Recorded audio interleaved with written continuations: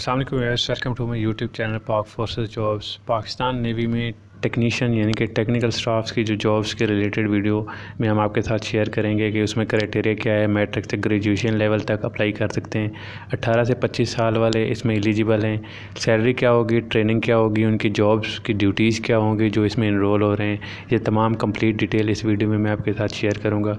तो सबसे पहले तो मैं आपके साथ ये शेयर करना चाहूँगा, जो अभी लेटेस्ट वैकेंसी अनाउंस हुई है तो उसके हवाले से भी मैं आपको बताना चाहूँगा कि उसमें कुछ टेक्निकल पोस्ट हैं जिसमें assistant examiner, draftman, mechanical, electrical, तो इनका काम क्या होता है, इनकी ड्यूटीज़ क्या होती है, ये भी मैं आपके साथ शेयर करूंगा। बहुत सारे लोग इस पे अप्लाई तो कर चुके हैं लेकिन उनको पता नहीं है कि ये क्या पोस्ट होती है। तो रेलेवेंट क्वालिफ़िकेशन होने के बावजूद भी अगर आपको नहीं पता तो आप इससे पहले ये वीडियो कंप्लीट देखें ताकि आपको समझ आ जाए कि आप जिस पोस्ट के लिए अप्लाई कर रहे हैं। अगर इंटरव्यू में आपसे इस हवाले से सवाल किया जाएगा कि ये किस पोस्ट की है या क्या इसका काम होता है तो आपको बताने में मसला ना हो। तो ये कुछ पोस्ट हैं जो कि assistant data entry operator, UDC, LDC, ये तमाम क्लरिकल पोस्ट हैं। इस पे पहले से मैंने वीडियो जो है ना वो अपलोड की हुई है जो कि आपको इसी वीडियो के एंड पे भी शो हो जाएगी। इसके अलावा जो बाकी है ड्राफ्टमैन और टेलीफोन ऑपरेटर, इसके बारे में मैं आपको बताना चाहूँगा। जो ड्राफ्टमैन है बेसिकली ये भी टेक्निकल स्टाफ में आता है। तो इसके लिए आपको ड्राफ्टमैनशिप में 3 साल का डिप्लोमा होना चाहिए। दोनों मेल और फीमेल दोनों अप्लाई कर सकते हैं। इस पोस्ट पे अप्लाई करने के लिए क्योंकि सिंध की एक ही वैकेंसी है तो इसमें सिर्फ सिंध वाले ही अप्लाई कर सकते हैं, जबकि टेलीफोन ऑपरेटर के लिए तमाम जो कोटा है डिफरेंट है, जिसमें पंजाब का भी है, सिंध का भी है और बलूचिस्तान का भी है। इसमें भी 2 साल का तजुर्बा यानी कि टेलीफोन एक्सचेंज में काम करने वाले को तब्दील दी जाएगी। इसमें आपको किसी किस्म का सर्टिफिकेट की ज़रूरत नहीं है, लेकिन अगर आपको मुतलका फील्ड में तजर्बा होगा तो तभी आप इस पोस्ट पे एलिजिबल हैं अप्लाई करने के। इसके अलावा जो बाकी टेक्निकल स्टाफ है जिसमें असिस्टेंट एग्ज़ामिनर है, technical assistant examiner, ammunition assistant examiner, electrical, इसी तरह इन तमाम पोस्ट का मैंने पहले भी बताया, अभी भी बता रहा हूँ कि ये पोस्ट टेक्निकल हैं। जो PNC है, पाकिस्तान नेवल सिविलियन एकेडमी है, उसमें कुछ पढ़ाने के लिए भी इनको हायर किया जाता है और इसमें टेक्निकल काम सिखाने के लिए भी इनको बेसिकली ख़ुद भी पहले ट्रेनिंग दी जाती है कि टेक्निकल। अब जो असिस्टेंट एग्ज़ामिनर टेक्निकल, ये जो जितने भी टेक्नीशियन होते हैं वहाँ पे इनरोल होते हैं तो उस हवाले से उनको पेपर्स की तैयारी से टेक्निकल काम सिखाने के हवाले से देते हैं।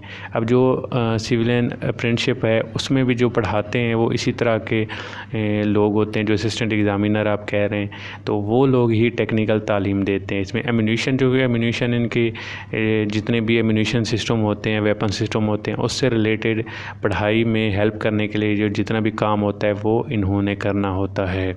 इसके अलावा जो पोस्ट है वो असिस्टेंट एग्ज़ामिनर की है, जिसमें आप FSC, फ़िज़िक्स, केमिस्ट्री, ये भी तकरीबन लैब के काम होते हैं जो इलेक्ट्रिकल से रिलेटेड। इसमें आपको काम सिखाया जाएगा और पढ़ाया जाएगा और जितने भी शिप पे सिस्टम होते हैं इलेक्ट्रिकल कंट्रोल्ड, तो उस पे मेंटेनेंस का काम जो है वो असिस्टेंट एग्ज़ामिनर ने ही करना होता है। इसके अलावा ड्राफ्टमैन जो टेक्निकल में आता है वो जितनी भी इस हवाले से राइटिंग स्किल्स होती हैं या पब्लिकेशन बनाई जाती हैं वो तमाम के तमाम इसमें इलेक्ट्रिकल से रिलेटेड इलेक्ट्रिकल वाला, जबकि मैकेनिकल से रिलेटेड मैकेनिकल वाला ही इसमें बनाता है जो कि ड्राफ्टमैन होते हैं। ड्राफ्टमैन 1 और 2 इसमें डिफरेंट सैलरी पैकेज होते हैं। जो 1 होता है वो सीनियर होता है और ड्राफ्टमैन जो ग्रेड 2 में आता है वो उससे जुड़ता है जो कि पहले इनरोल किया जाता है और इसमें प्रमोशन लेवल भी है।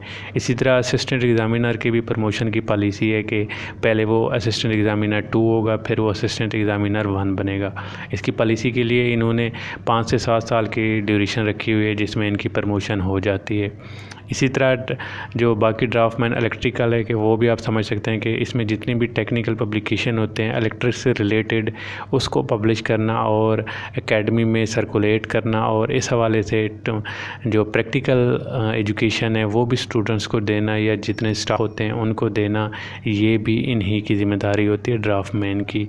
इसके अलावा जो एक और पोस्ट है असिस्टेंट स्टोर कीपर, जो कि स्टोर कीपिंग से हवाले से है, जो कि स्टोर मैन की प्रमोटेड अपग्रेडेड आप कह रहे हैं अपग्रेडेड वैकेंसी है। जो कि पहले स्टोरमैन होता है तो वो जब प्रमोट होता है तो उसको असिस्टेंट स्टोर कीपर बना दिया जाता है, जो कि बाद में जो है इससे भी प्रमोट हो के असिस्टेंट स्टोर कीपर से ये फिर आगे भी प्रमोट हो जाते हैं। तो ये पहले स्टोरमैन पे जो अप्लाई करेगा वो अपनी ड्यूरेशन पूरी यानी कि 6 से 7 साल मुकम्मल करने के बाद असिस्टेंट स्टोर कीपर भर्ती हो जाएगा डायरेक्ट।